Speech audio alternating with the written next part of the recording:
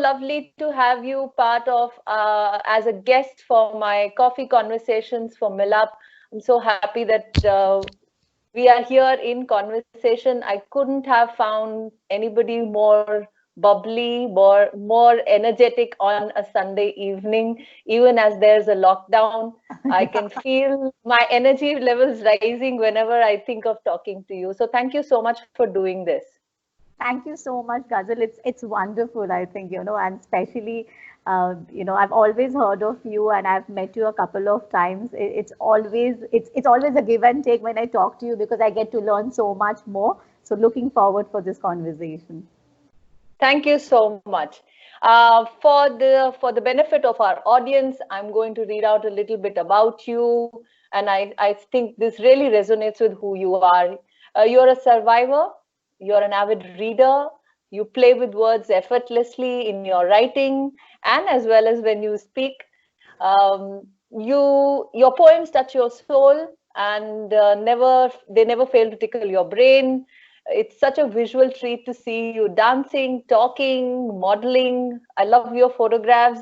I think as this line sort of defines you, unchained and unbound, like a free bird. You love to travel, share your stories with strangers, and meet new people. So, Shri, is this you, or is there more to it? I mean, I don't think there can be more to it. I mean, as you were reading it, I almost suffered a feeling of identity crisis. I was like, I mean, this is like so much. And then I remembered the jack of all trades, master of none. So I think, yes, I'm all of it. But I also think that, I'm in a path of self-discovery. I love doing what I do, both at work and off work. But I think, if you ever ask me, have I reached a point where I can exactly define who am I don't think I've reached that point. So I think I'm still to find where exactly I will land, but maybe doing all of it in bits and pieces. And but um, the most exciting thing in my life is to write and tell stories. I mean, when I say tell stories, I love to talk about experiences.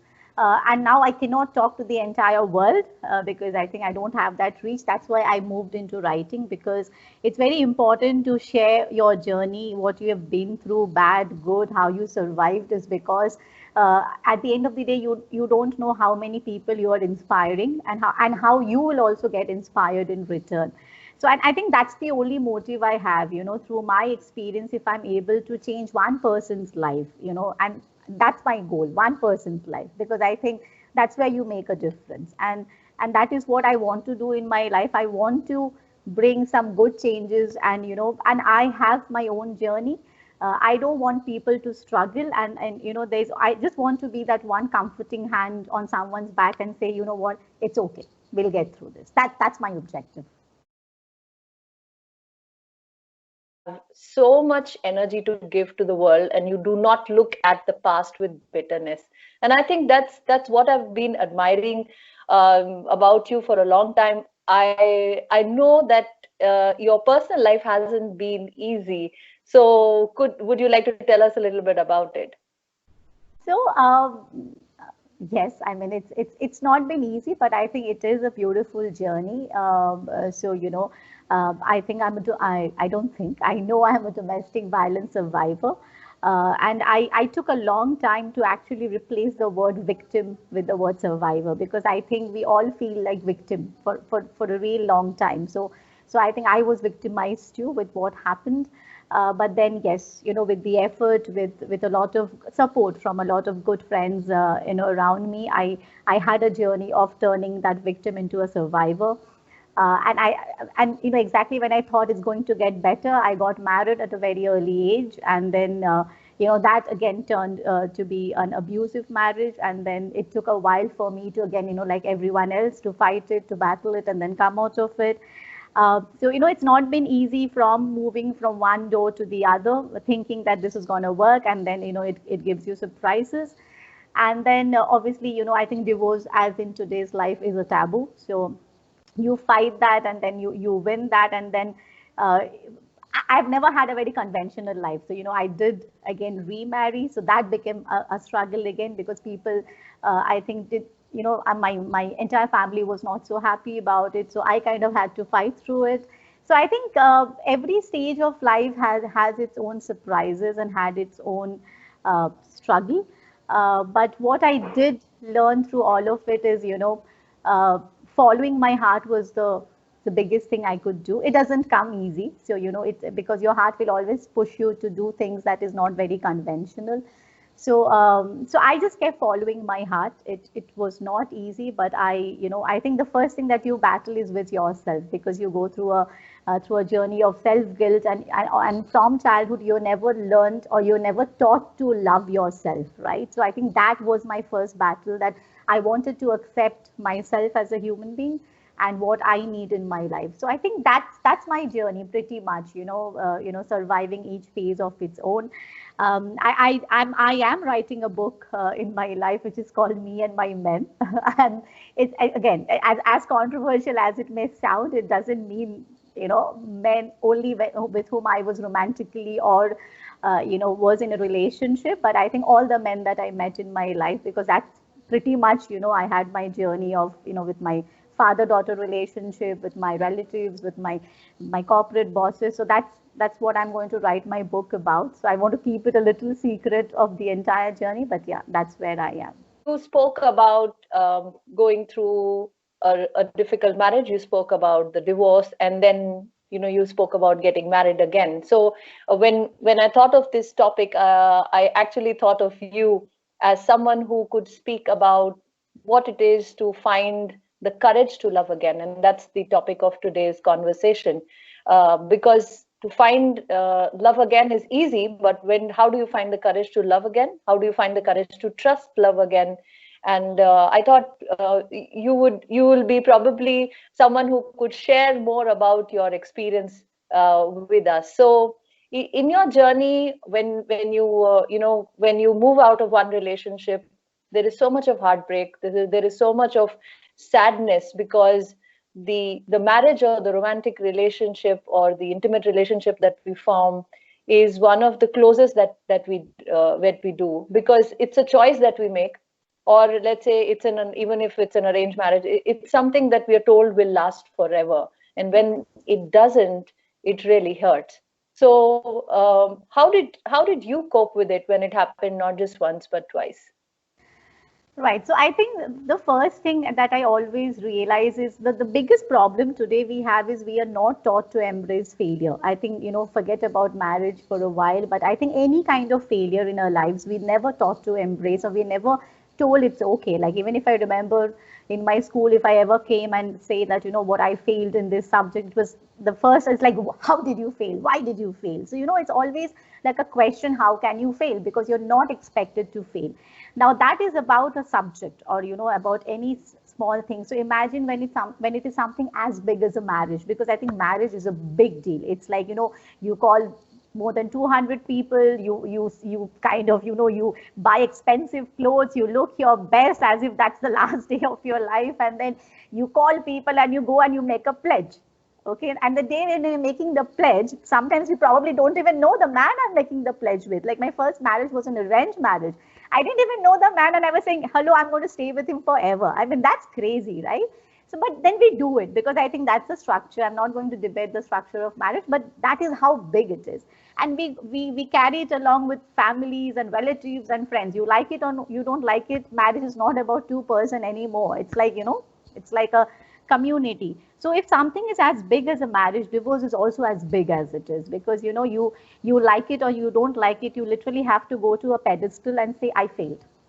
Because divorce is the only relationship, or sorry, divorce is the only thing, when a relationship breaks, you literally have to sign a piece of paper. I mean, you break so many relationships, but you never have to go and sign a piece of paper and say, I'm not your sister anymore, I'm not your daughter anymore, or I'm not your friend anymore. Because I think, yeah, marriage is a big investment, it's a much more commitment.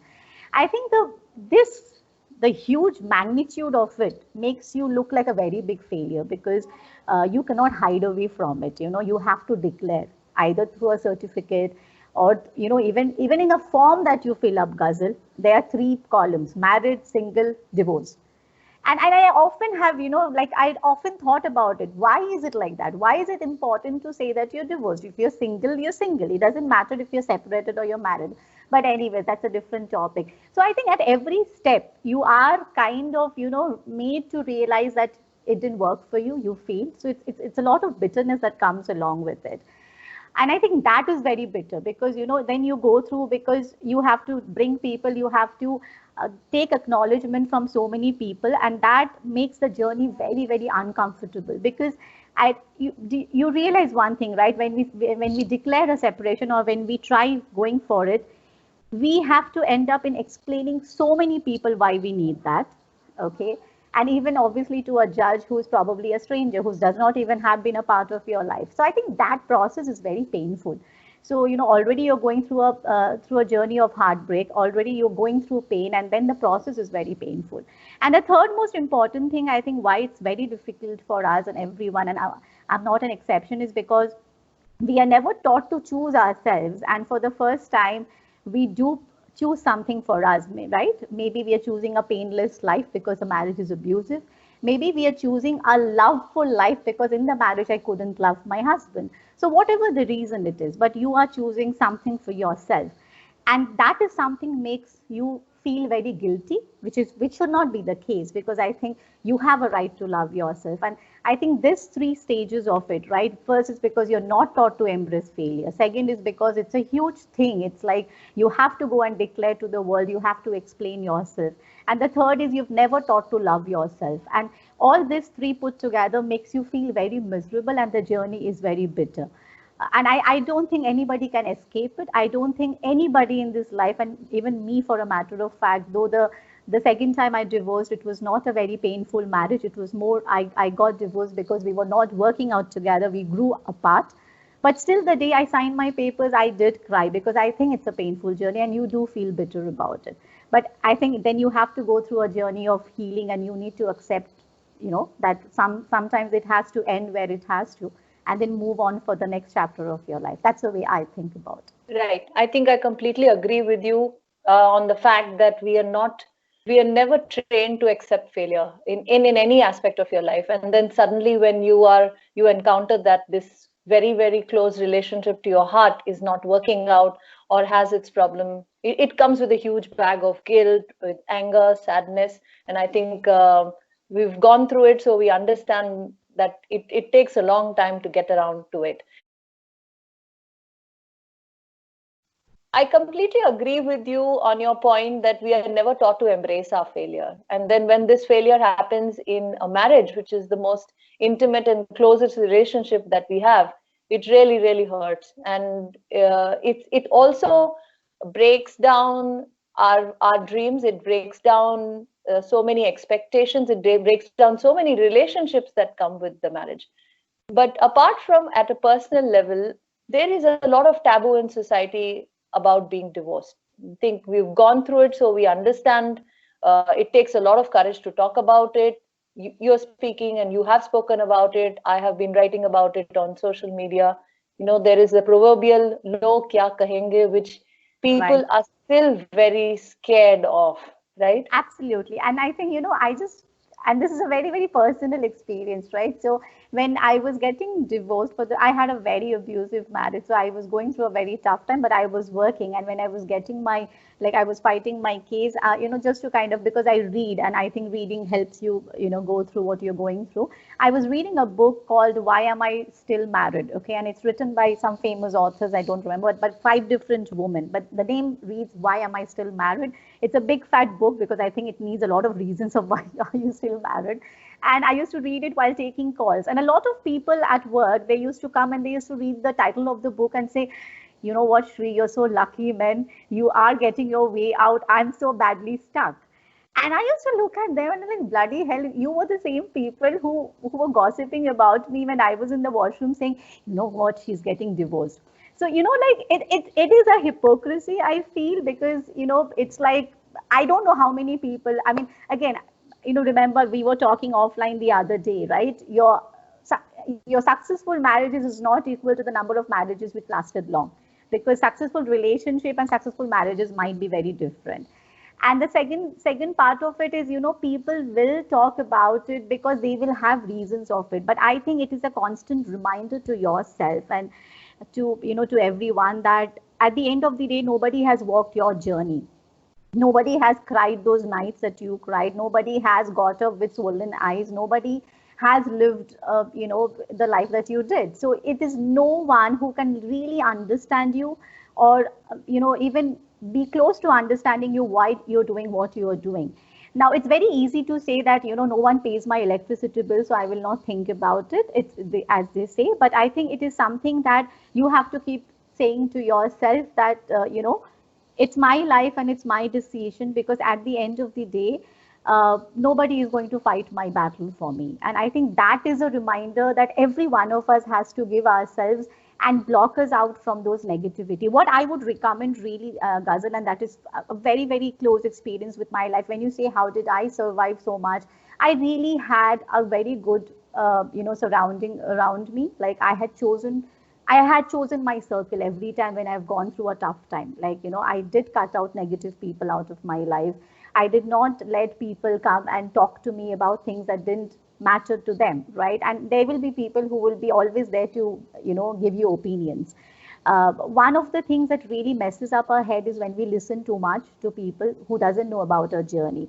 So my recommendation, and just probably a friendly guidance to everyone, is when you're going through a tough time, choose people who are positive. Choose people who gives you that pat on your shoulder. Not everybody needs to understand you, but it is okay for people to say, hey, I don't understand you, but I'll be there to support you.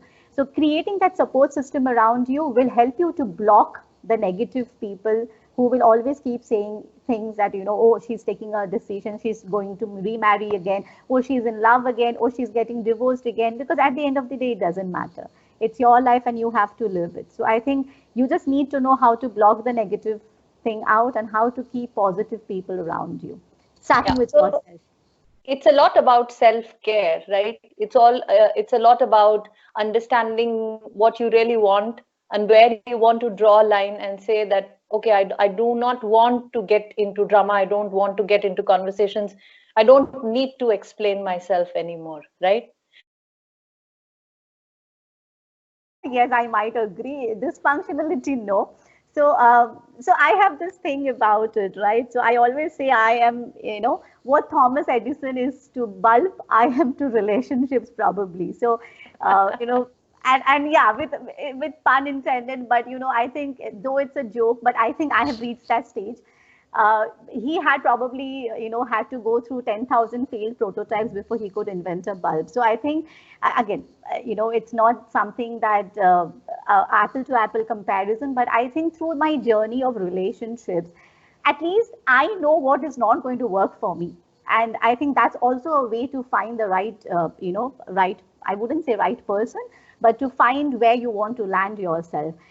Ghazal, your head and yourself and, you as a piece is like a puzzle, and you know those puzzles, right, where it's all the broken pieces and you have to take it back and you have to join it to make the full picture.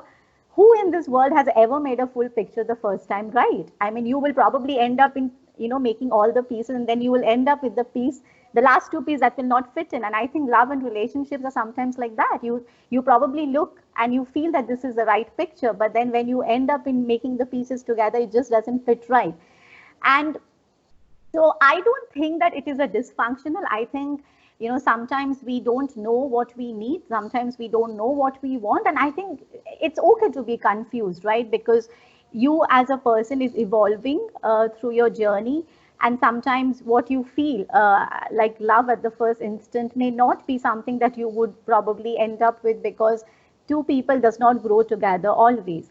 So I know my dad is a very, different kind of person. And I know this because when I was remarrying and then when I got divorced again, my dad was the first person who just looked at me and who was like, how many times and fir kya? I mean, what after? And I was like, I looked at him back and I said, Pa, when I failed at maths in 4th standard, you just told me it's okay, it happens, you try again, try until you get it better, try until you succeed.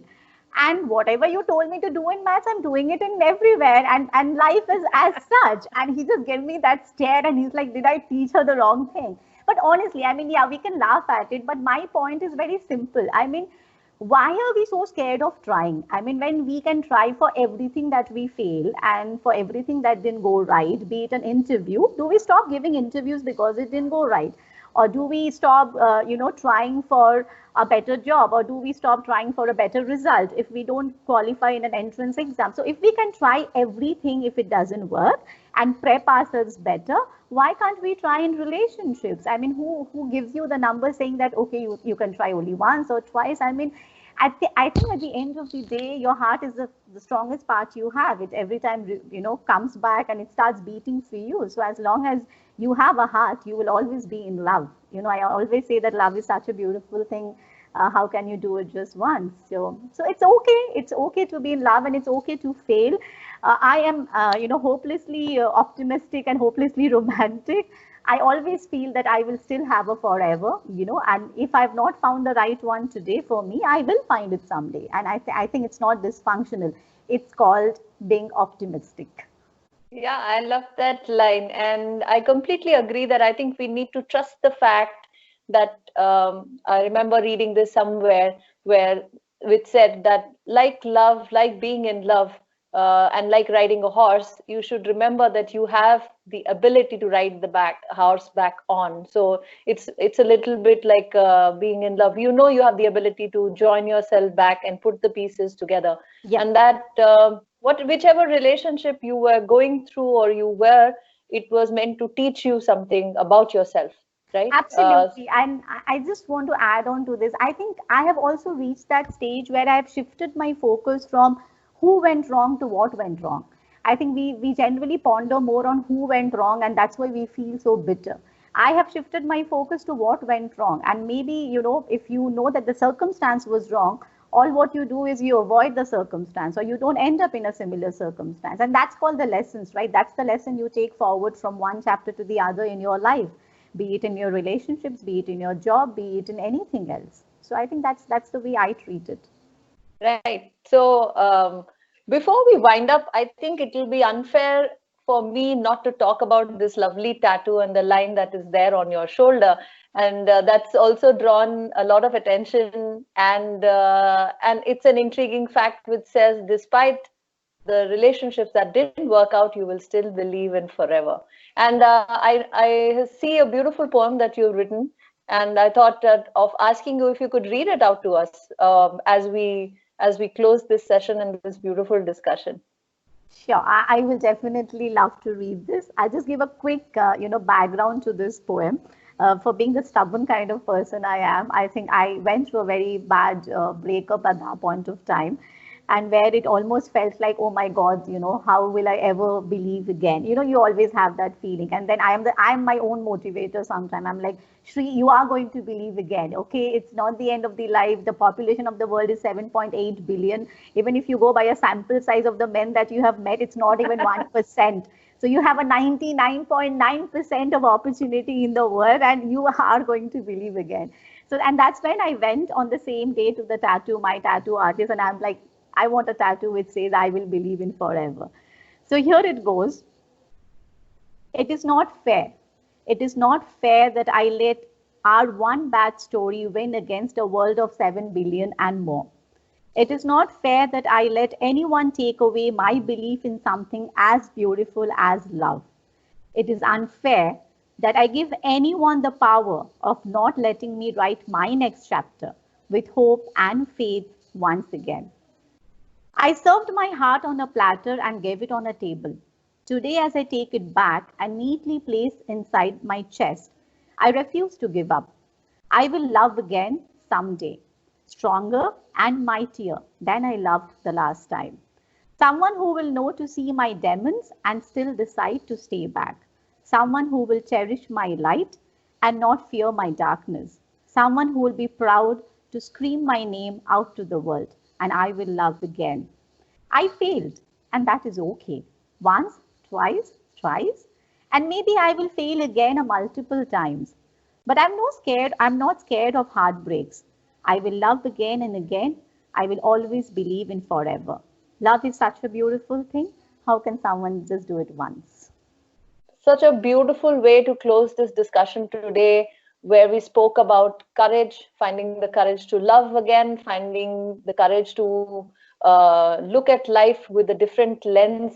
I always say that I've always found you a extremely positive, confident, spirited bird, as you said. And there couldn't have been a more apt way to close this discussion but with your lines. Thank you so much for being on this Coffee Conversations with Milap. And I also like to add that I know that you have been a single mother who's always encouraged your daughter to enjoy the best of both worlds with both her parents, and kudos to that spirit of co-parenting. So thank you once again. It was so lovely to have you. You're most welcome, Ghazal. It was so nice talking. I think it kind of makes me feel more better about myself. And I think it's always nice to share your stories with someone who really understands you well. So thank you so much. Thank you so much, and God bless. Thank you.